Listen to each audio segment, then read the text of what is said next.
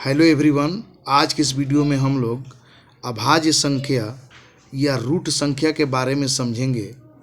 अभाज्य संख्या को प्राइम नंबर्स भी कहते हैं। तो आइए समझते हैं कि अभाज्य संख्या क्या होती है और अभाज्य संख्या की परिभाषा क्या होती है। अभाज्य संख्या वैसी संख्या जो एक से और स्वयं से विभाजित हो उसे अभाज्य संख्या कहते हैं। मतलब वैसी संख्या जो एक से और अपने आप से कटे उसे अभाज्य संख्या कहते हैं। जैसे 2 है तो 2 जो है एक से कटेगा और अपने आप से कटेगा, मतलब 1 से कटेगा और 2 से कटेगा। 3 है तो 1 से कटेगा और 3 से कटेगा। इसी प्रकार से 5 है तो 5 1 से कटेगा और 5 से कटेगा। इसी प्रकार से 7 है तो 1 से कटेगा और 7 से कटेगा। इसी प्रकार से 11 है तो 1 से कटेगा और 11 से कटेगा। इसी प्रकार 13 है तो 1 से कटेगा या 13 से कटेगा। यानी कि अभाज्य संख्या के केवल 2 गुणनखंड होते हैं। गुणनखंड कहने का मतलब वह संख्या किस किस संख्या से कट रही है। जैसे 2 है तो 2 के केवल 2 गुणनखंड है, 1 और 2 है।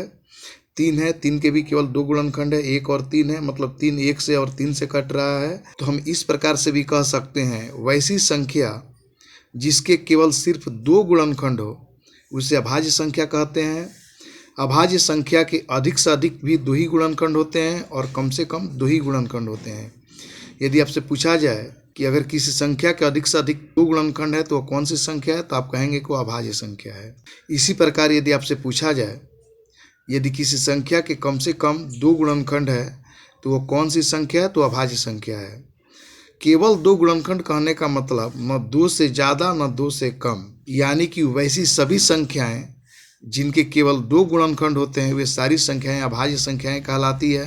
अब प्रश्न उठता है कि क्या एक अभाज्य संख्या है कि नहीं है। तो ध्यान देंगे, एक के केवल 1 गुणनखंड होगा, एक 1 से कटेगा, एक के अलावा कोई दूसरा गुणनखंड नहीं होगा।